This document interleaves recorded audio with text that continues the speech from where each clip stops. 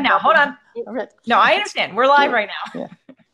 Hi, everyone. In case you're watching this, we're having, again, technical difficulties trying to get on to the Be Live with the two of us. So we don't know how this is going to go. We're going to try it out, and hopefully it'll work. So if you're joining us today, we're supposed to be talking about the keto diet, about fat, about cholesterol, about oils, the best oils to use and oils to stay away from and why. And I have with me, again, Jeanne Peters. Jeanne Peters is a registered dietitian and one of the best resources I know for food in more of than just a clinical way, but in a holistic way, from all aspects, from how it affects your energy systems of your chakras to how you can do more sustainable gardening and farming and how we can help the earth at the same time, from the way that our body has rhythms. So she really is a resource for all things nutrition connected to a much bigger picture than just fat and weight loss. But I know that's what you're interested in and why you're here. So we're going to talk about it. So before we get started, Jeanne, why don't you just introduce yourself again this week Sure. for anyone that's watching that's new, and tell us a little bit about your position and how you use nutrition and your background in nutrition and where you are today with how you help people. Great. Yeah, so welcome everyone. Like JJ said, we've known each other probably for 15, 17 years. I'm a registered dietitian. I'm going on almost 40 years as an RD.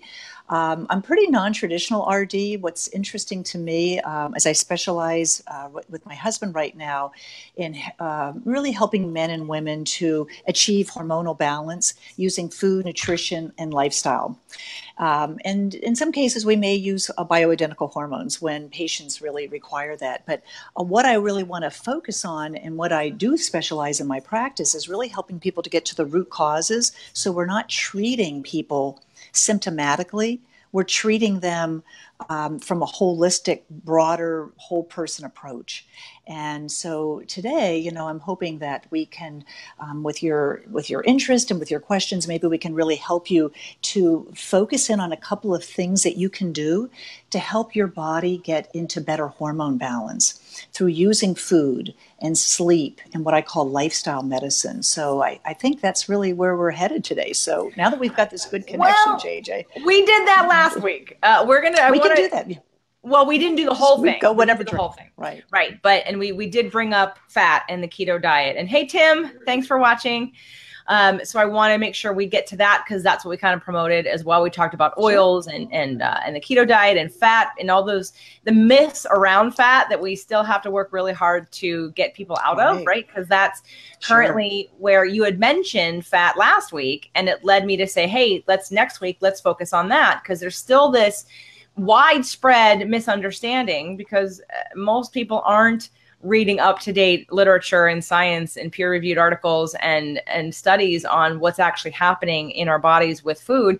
We're still regurgitating things from 20 and 30 years ago because someone got afraid that an egg yolk they thought created cholesterol, and that led to heart disease. And so everybody's all freaked out about fat, and no one has actually learned anything in the last 30 years in terms of mass consciousness. Of course, in functional medicine and what we're doing, that's what we're doing all the time. But it's a really hard barrier to break through when the majority of people equate fat with getting fat and fat with heart disease. And I mean, even today, there's still doctors promoting a low-fat diet for people with heart disease, which is crazy because how do they not understand that sugar and inflammation is where that breakdown happens, anyway. So as I digress, because I'm interviewing you, let's talk about, since I'm on this role, I want to get this in there because let's talk about the role of fat with hormones, because that's where we came from last week.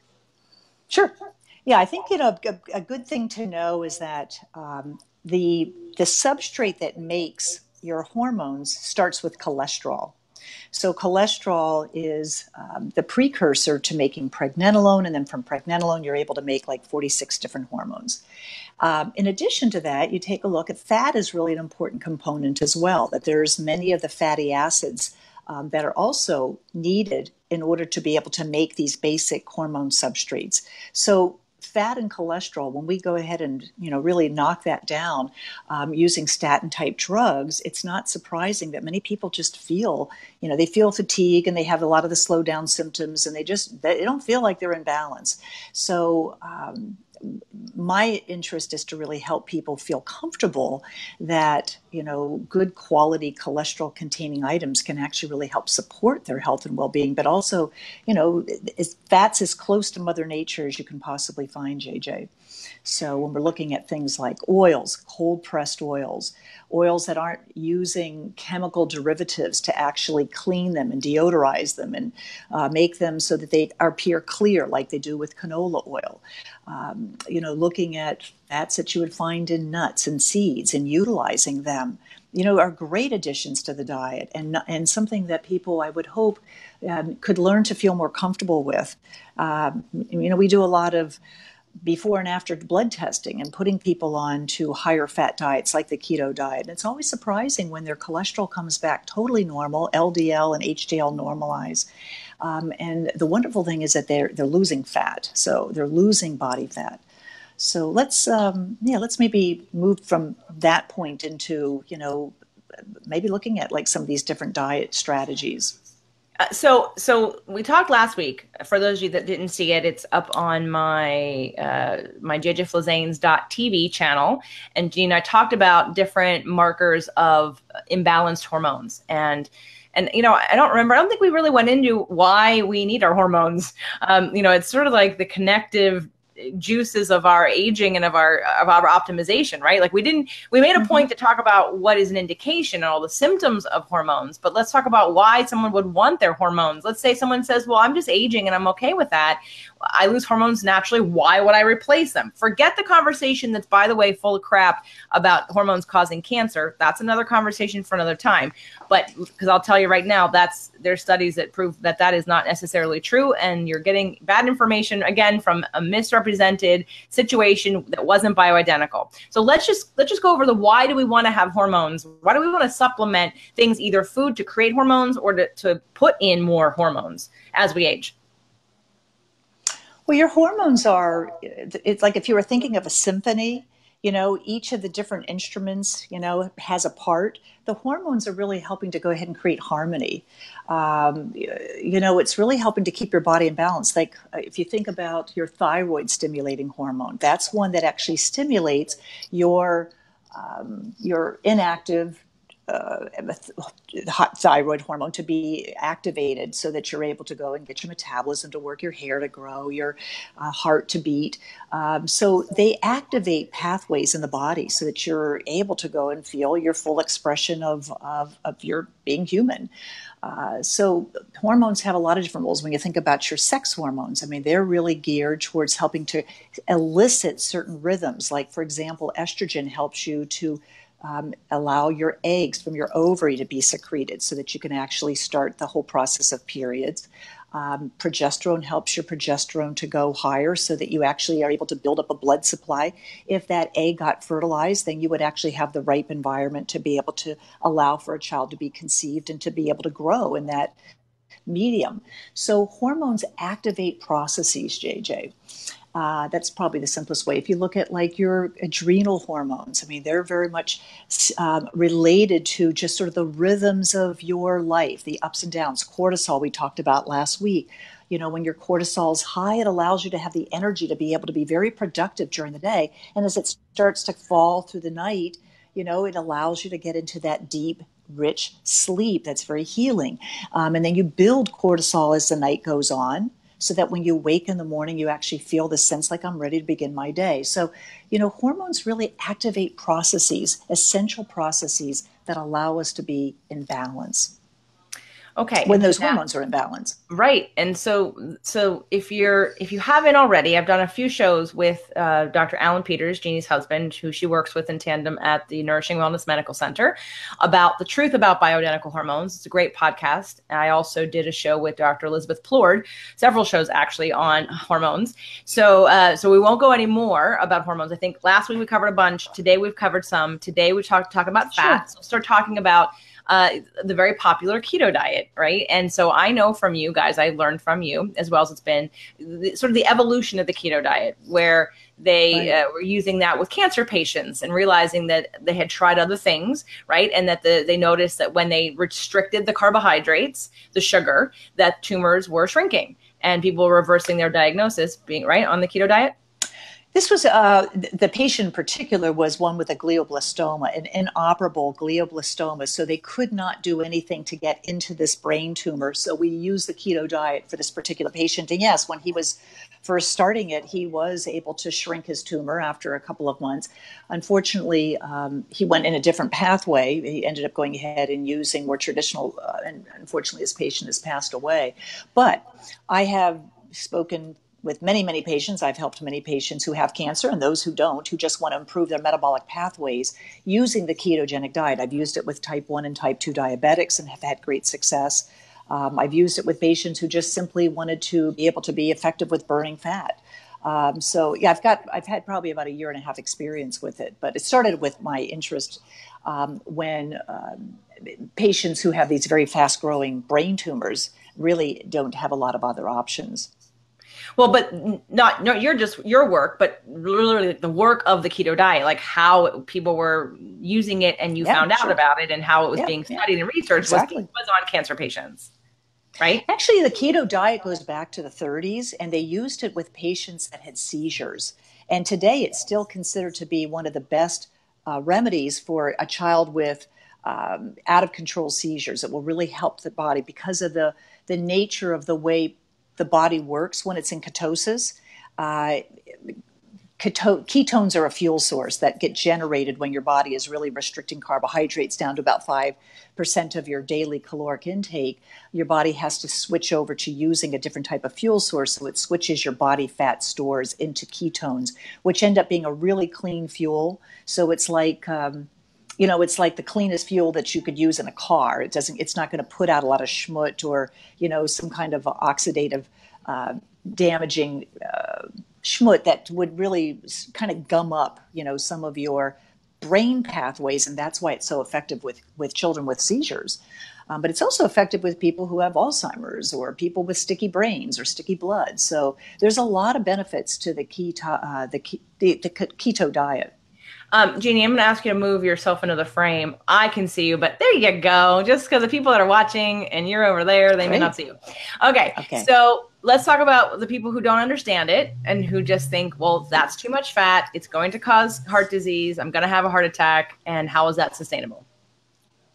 Well, let's just figure out, first of all, what it looks like. So if let's say you were taking a 2,000 calorie a day diet, that's what you need to maintain your current weight, then what I would be looking at is your macros, which would consist of about maybe 5 to 10% possibly of your diet coming from carbohydrates, about 15 to 20% coming from protein foods, and then the rest of that coming from fat, which could be anywhere from, 75 to 80%, depending on your activity. I have some athletes that are extremely athletic and, they need maybe a little higher carbohydrate intake. But in any event, the point is that would be. So if you were looking at all of a sudden 2,000 calories in a day's diet and 75% of that was coming from fat, it might look like 3 or 4 tablespoons of olive oil that you would use on a salad. It might be using butter if you were cooking up some eggs. You might be using some brie cheese, as a snack.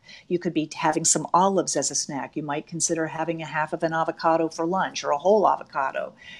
You might be taking some macadamia nuts. The foods are very doing it properly. I mean, the foods can be very close to Mother Nature and very familiar foods.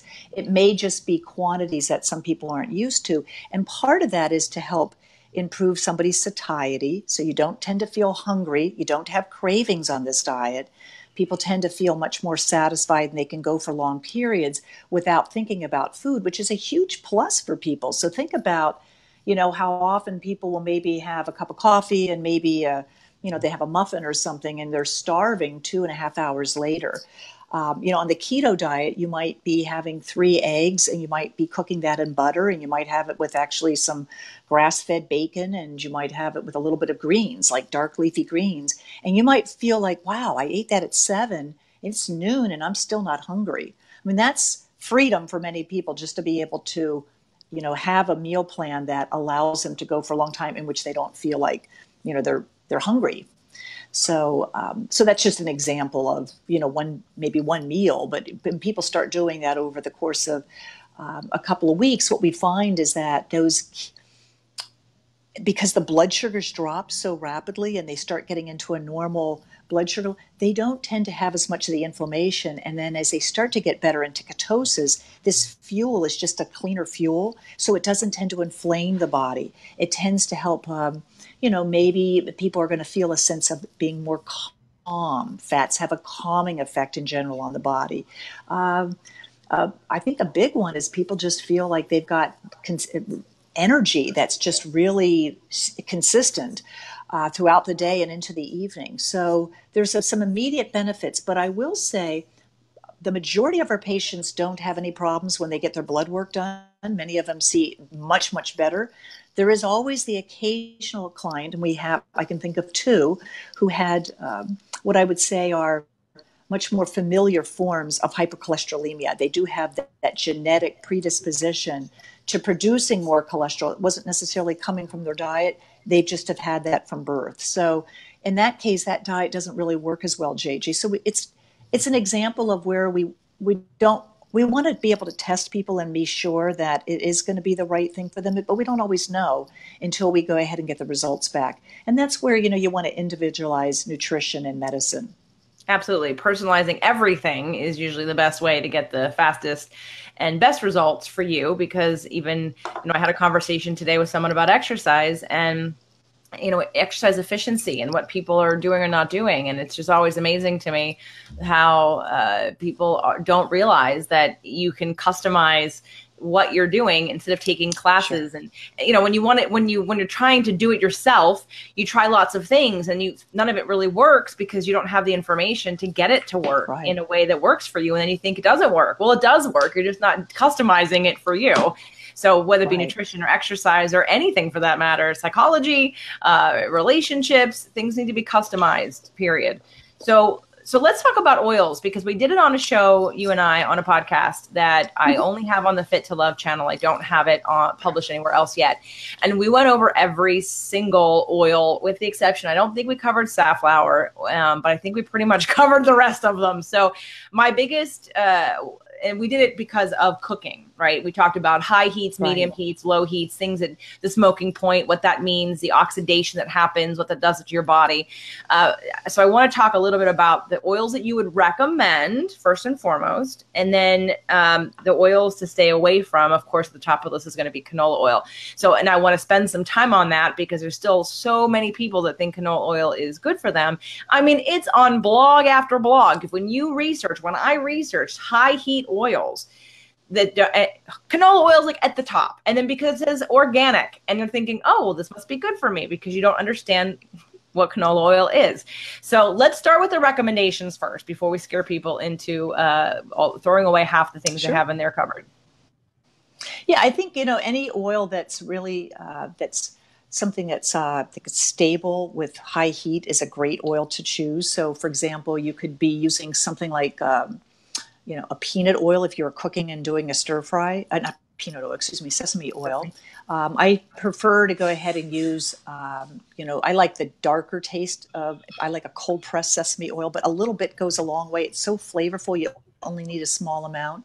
I like to use avocado oil and olive oil, but again, both of those, you don't want to be using high heat. So if you do, there's no downside to using, a little bit of almond oil. That can go a little higher heat. I like Spectrum brand because they'll give you little meters on the side of their bottles, which indicate which oils can handle a little higher heat. So, for example, almond or macadamia, or in their case, their sesame oil is really great. So it'll show you a meter where it can go to, let's say, 350 or 400 degrees, and there's no smoking. When you start to get that smoking, then you realize that there's those bonds that are holding those oils together are breaking down, and you're getting oxidation, and that's showing up as that smoke point. So basically, that fat is now becoming oxidized, and it's moving into maybe even becoming a trans fat. And when that happens, then you're going to get damage in the body. So you really want to be mindful of just paying attention to what's happening when you're cooking.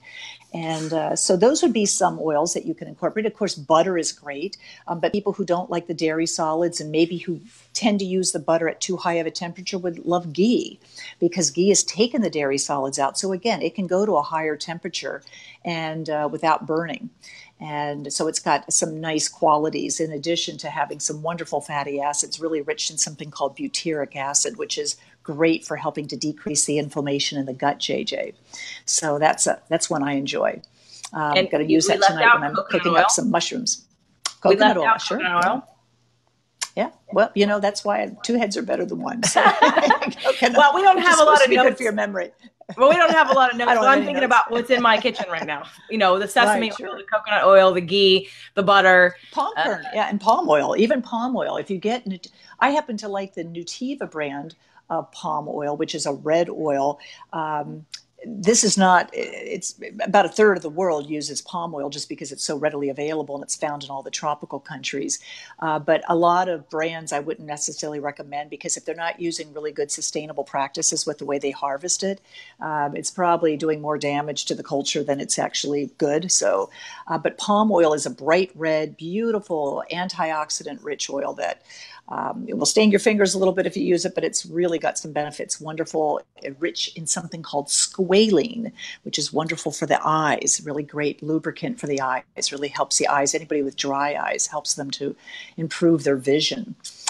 So anyway, those are just some of the oils that I would recommend.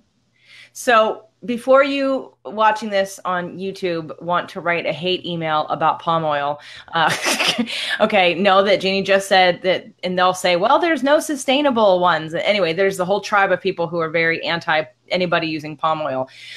But, as we talked about, there are people doing sustainable things out there. So don't. There's some brands that you can find there, but you want to look for it on the label. In a good brand, you're going to probably find at a better market. It's probably going to cost a little bit more.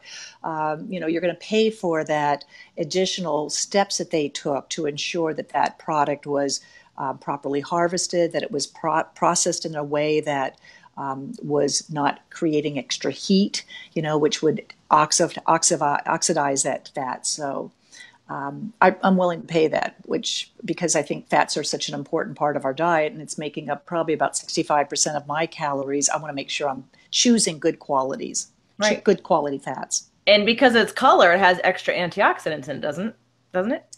The deeper the color, always the better benefits you're going to get, JJ. Good point. Yeah. Okay, let's talk about the oils we want you to stay away from. First of all, there's vegetable oil. But let's talk about canola oil. Let's talk about, what is canola oil, Jeannie? Well, it's interesting. The name actually came because it's from Canada. So the can comes from Canada, and the oil part was the fact that the Canadians have rapeseed. It grows abundantly. It's a very tiny little seed. I think they were looking for ways in which they could take the seed and bring it to the world. But in order to get this tiny seed that's smaller than the head of a pin, they had to use chemical constituents. You can't just press it and get enough oil out like you can with an olive. So, olives, they could use these stone ground presses. So it was it was a process that they had to then come up with a marketing plan to get people to buy it. Because if you were just to go and take this oil, it's like sludge if you just used a stone ground mortar. So they had to use deodorizers, bleaches and things just to help kind of clarify the oil. So when it finally comes out, it's this very pale color. Which then they put it into a clear bottle, and then they put it on a shelf in which it's sitting in maybe a grocery store that's 24/7. So it's getting light. So it's only getting more and more oxidized. So there's a lot of different chemical steps to go through. I mean, just go onto YouTube and you can find, a YouTube video on how canola oil is actually made, and you'll probably never use it again. In fact, you'll throw out what you have. It has a tendency to gum up over a period of time. And what I wanted to point out about that is that gumming up is what's happening in our bodies. So this is an oil that the body does not process. So it ends up creating like sludge in your gallbladder. We have more and more people getting gallbladder surgeries year after year that don't need to be. And partly it's because of the sludgy type oils that they're choosing. So it's your corn oil, it's your some of your, obviously the vegetable oils, which is a mixture. It's cottonseed oil, it's soybean. If you're going out to dinner and you eat out 6 or 7 nights a week and you're eating things like French fries, chances are you're getting some of the sludge into your body just because French fries are going to be, probably cooked in oils that aren't changed every night. They're not probably changed for weeks, so those oils really get rancid and they really have a very damaging effect. It's probably one of the most damaging foods that you can consume is toxic fats that are used in restaurants. More and more, I'm actually just bringing my own olive oil just because I don't even trust people when they say, oh yeah, we have olive oil. And then they come out and it's like super light, super clear. It doesn't have much taste. So I think it's not really olive oil. It's canola oil mixed with some olive oil. Right. So, and that's I understand. I've worked in the restaurant industry, so I know the tricks. Yeah, it's just easier for me to bring my own. I even saw a post floating on, I think it was Facebook, about olive oil that isn't pure olive oil, right? And the brands that are actually using things like vegetable and canola oil to, stretch them out. It's a huge industry. So, there's ways, you're going to pay more when you get a good cold pressed oil. I did want to share with you sometimes the things that the literature, terminology that's confusing. Some people think that extra virgin olive oil is better, but extra virgin is really just maybe the very first pressings or two. So it's the lightest part of the oil. So it tends to be maybe doesn't have as much of the flavor compounds that some people find offensive. For others, it actually, it may be something that they want that. So they like that pressed oil where they are getting much more the color and the taste. But extra virgin, you may pay a little bit more, but it's really, from a nutritional standpoint, there really isn't any more benefit. Okay, I'm glad you brought that up because we did not talk about that on the oil show that we did a couple of years ago, which is on the Fit to Live podcast.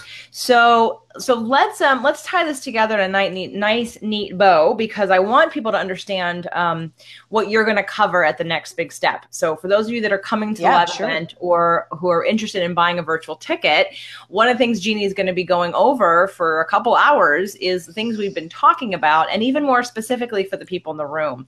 So in terms of using nutrition to help increase your hormone production, looking at lifestyle choices for your hormone production, right? Talking about everything from fats to the things that you can be doing.